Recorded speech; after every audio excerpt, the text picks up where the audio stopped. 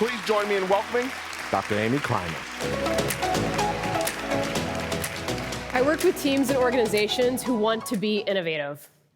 And about 3 weeks ago, I got a phone call from a woman in Europe who works for a global pharmaceutical company. I'll call her Amelia. And Amelia said, Amy, I need to talk to you because I feel like you might be able to help us with our teams. And I said, okay, tell me a little bit about what's going on. And so she starts describing the teams, and then all of a sudden she gets really animated and she says, Amy, it's the 30-second brainstorm. And I said, okay, tell me a little more. But in my head, I'm thinking, is this like some new technique? Like, what is this about? And she said, our teams cannot manage to brainstorm for more than 30 seconds before someone has to jump in with a criticism. And I just bust out laughing. And it was comical because it was so familiar. You all have had this experience before? Where, someone says, oh, let's brainstorm. Like, okay, yeah, let's do that. And then ideas start flowing, and it's about the fourth idea where someone just can't help themselves anymore and says, oh, no, that's not going to work. And then it's the end of the brainstorm, right? Yeah. As a leader, there are two things you need to know about innovation. The first is that innovation does not happen by accident. My mantra is be deliberate to be creative.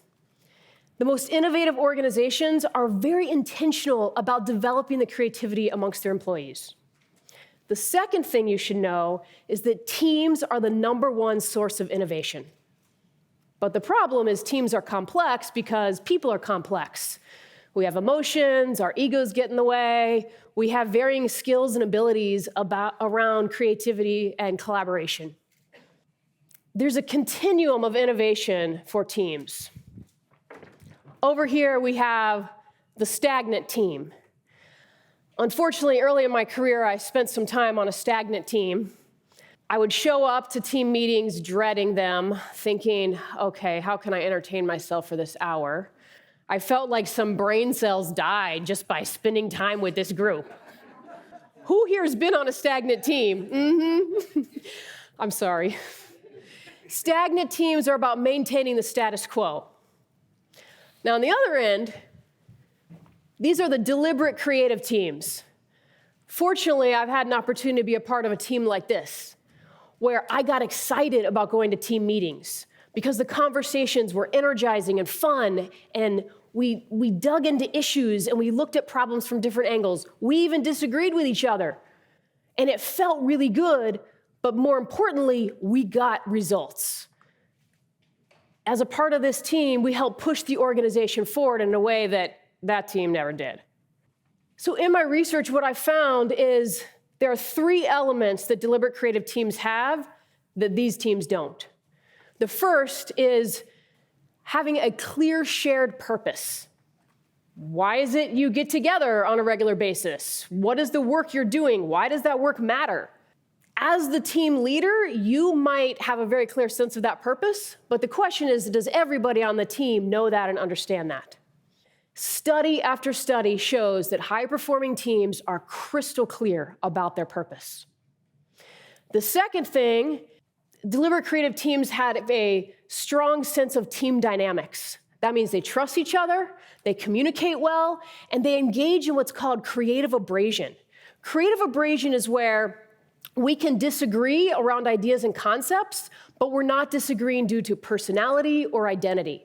So there's not disagreements due to race or gender or sexual orientation, or even if someone's introverted or maybe a bit gruff. In fact, teams with strong team dynamics, there's like this sense of grace amongst each other. There's a sense of acceptance, maybe even love. The third element of deliberate creative teams, they have a creative process that they know and use.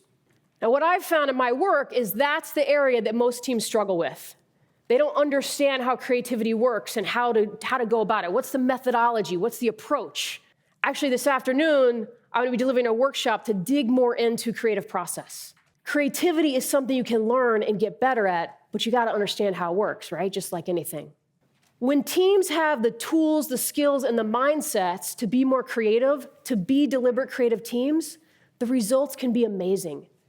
I have seen teams over here in this category who have produced results in the tens of thousands, even millions of dollars, either by saving or making money for their organization.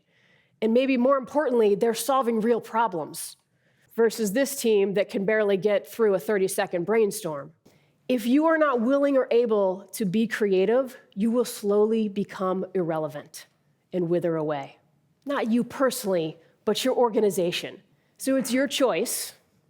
As a leader, be deliberate to be creative.